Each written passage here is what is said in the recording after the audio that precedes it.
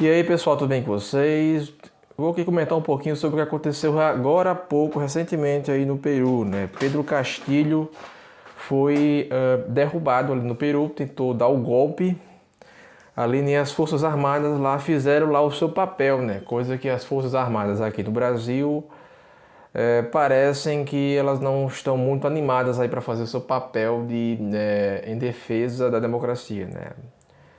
A gente sabe, as Forças Armadas aqui tentaram, né? O Ministério da Defesa mandou lá seus técnicos para analisar as urnas, encontraram ali algumas inconsistências, o Tribunal Superior Eleitoral não quis fazer nada, né? E o interessante é ver como a mídia partizan, a mídia em prol do partido aí, do governo que foi eleito aí, essa mídia, como é que ela está tratando esse fato aí, né? Simplesmente eles estão colocando aí o Pedro Castilho agora como um conservador, né? O cara que até ontem era amigo do Lula, não, agora o cara é conservador. Agora esse cara, ele é um amigo, ele se parece muito mais com o Bolsonaro, né? Se você parar para pensar, analisar aí, né? Eu cheguei a ver algumas postagens nesse sentido, cômicas aí, durante as eleições, quando eu vi pessoas aí, por exemplo, no Instagram comentando, né, fazendo postagens dizendo o seguinte: não, se você parar para analisar, é o Bolsonaro que vai fazer o Brasil virar uma Venezuela, ou seja, coisa que a Venezuela até ontem era os caras amigos do Lula, não, agora é o Bolsonaro que vai fazer o Brasil virar Venezuela, né? E aí eu gostaria até de lembrar que o Lula, ele ganhou a simpatia de uma parte da ala religiosa que não gostava de Bolsonaro, simplesmente se vendendo aí como uma espécie de conservador, porque o povo não entende, digamos, as raízes desses pensamentos, na verdade, né? O povo só entende aquele conservadorismo mais cultural que você absorve aí do meio, né? Então, se o povo é contra aborto, se o povo é contra a ideologia de gênero, né? Então você tinha lá o Lula sendo contra aborto, o Lula, né, sendo contra a ideologia de gênero lá no Flow e se vendendo aí como basicamente o pessoal que votou no Lula, porque ele se declarou ser um cara, né, contra o aborto, era o pessoal que estava votando no Lula porque ele supostamente era um cara conservador, ou seja, o cara votou no Lula pelo motivo que ele deveria votar no Bolsonaro, né? Enfim. E uma coisa irônica é que o pessoal aí da esquerda teve uma galera que ficou irritada, né? Não, como assim Lula é contra o aborto? Tem outra galera que falou, não, é isso aí mesmo, mente Lula, mente, né? O pessoal mesmo admitindo que o Lula estava mentindo, que era bom que mentisse mesmo, porque valia tudo para derrotar o bolsonarismo aí, né?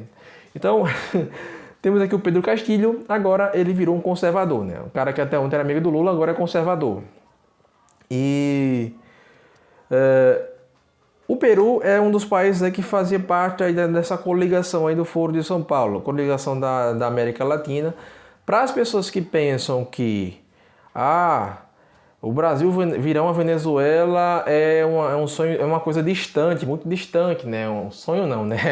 Como é que isso vai ser um sonho, né? Mas é um pesadelo muito distante. Isso é uma coisa que, isso aí nunca vai acontecer no Brasil. É só teoria da conspiração, né? O pessoal falava lá, né? O velho Olavo de Carvalho falava, o pessoal não levava a sério, o pessoal dizia que era só, esse velho tá com putaria aí, tá com brincadeira, brincando com a nossa cara aqui, né? Ele falava do Foro de São Paulo e ninguém dava crédito a ele, né? Então aí depois de um tempo surgiram as atas do Foro de São Paulo, as reuniões do Foro de São Paulo, você pode achar os vídeos aí na internet. E beleza, depois não pôde se negar o Foro de São Paulo, né? Mas depois eles ficaram dizendo, não, mas o Foro de São Paulo, veja bem, é só que uma coligação de países da América Latina, isso aí não significa que o Brasil ele vai se tornar uma Venezuela ou que ele vai se tornar Cuba, né? Então, primeiro o pessoal que estava lá na Nicarágua, por exemplo, dizia que não, isso aqui nunca vai se tornar aquilo que a Venezuela se tornou, né? Se tornou. Depois uma galera falou assim, não, mas espera aí, isso aqui nunca vai se tornar... o pessoal lá da Venezuela falava assim, não, isso aqui nunca vai se tornar, nossa, teoria da conspiração, nunca vai se tornar o que Cuba se tornou. Se tornou, né? Virou o que Cuba virou, né? Uma ditadura socialista. No Peru ia acontecer a mesma coisa agora, né? O governante lá ia dar o golpe e a galera falava, não, nunca vai acontecer aqui. Nossa, isso aí é só teoria da conspiração, né? Então, ele tentou dar o golpe, ia acontecer, só que aí as Forças Armadas de lá foram mais ágeis, foram muito mais ágeis, né? E aqui eu tô percebendo que, ou, de duas uma, ou as Forças Armadas elas estão contra, né, contra o presidente Bolsonaro aí, ou elas estão de alguma forma a favor aí do projeto de poder político do PT, elas estão ali de alguma forma, digamos, sutilmente, né, de alguma forma aparelhadas pelo PT, né? Alguém molhou a mão de alguns generais aí, eu não sei. Ou, não sei, talvez haja falta de interesse, talvez haja ingenuidade aí da alta classe do Exército, ou realmente, o que é a última hipótese, que eu acredito que seja uma hipótese muito provável também, né?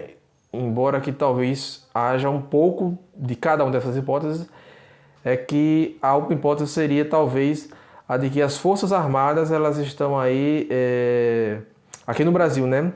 Elas não agem porque há forças estrangeiras que impedem que ela age, né? Ou seja, elas viram aí que estrategicamente para elas o capital internacional aí talvez não esteja de alguma forma apoiando a atuação das Forças Armadas como apoiaram aí no regime de 64, né?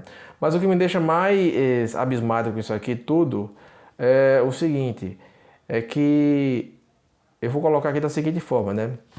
Uma das coisas que me deixa mais abismado com isso aqui é a reescrita da história, né? A reescrita orwelliana da história, né? Que ela já foi feita, na verdade, no que tange, no que diz respeito aqui a o que aconteceu durante a ditadura de 64 aqui, né? Foi uma ditadura, né? Mas numa escala muito menor do que as pessoas imaginam aí, né? Então, não se trata aqui de negar, de fazer revisionismo histórico, mas de colocar os fatos na mesa do que realmente foi em sua intensidade. A ditadura de 64 foi numa escala muito menor do que os regimes comunistas aí, soviéticos, do que o regime de Cuba, do que o regime de Nicarágua, do que o regime da Venezuela. E, assim, então, disso nós concluímos o seguinte, né? Que a esquerda, ela tem tentado, de alguma forma, reescrever a história, né? E estão tentando, novamente, pelos jornais aí, reescrever a história, tomando como base essa notícia aí do Castilho, né? De que ele, de um dia para a noite, de amigo do Lula, virou agora um conservador que tentou dar um golpe, né? Ou seja, os caras estão tentando agora associar ele a Bolsonaro, né? E não a Lula, como faziam antigamente, a própria imprensa que fazia isso antigamente, né? Assim como eles também fizeram com a expressão orçamento secreto, que agora é emenda de relator, né? Não é mais orçamento secreto. Então eles tentam aí reescrever constantemente uma coisa que está na nossa cara, né? Se não fosse algumas páginas, alguns perfis aí no Instagram, talvez isso aí não seria tão evidente, né? Até por isso que eles querem, né, de todas as formas, censurar as mídias sociais aí, né? Então, a ideia de fake news, como sempre, a ideia de fake news foi uma desculpa que eles arranjaram aí para, na verdade, esconder verdades, né? Como aconteceu de fato aí na Nicarágua, né? Começaram dizendo que eles queriam coibir aí notícias mentirosas, né, contra o governo aí na Nicarágua, né? A ditadura lá começou dessa forma, né? Então, é isso aí, pessoal, né? Só isso que eu queria dizer e é nóis.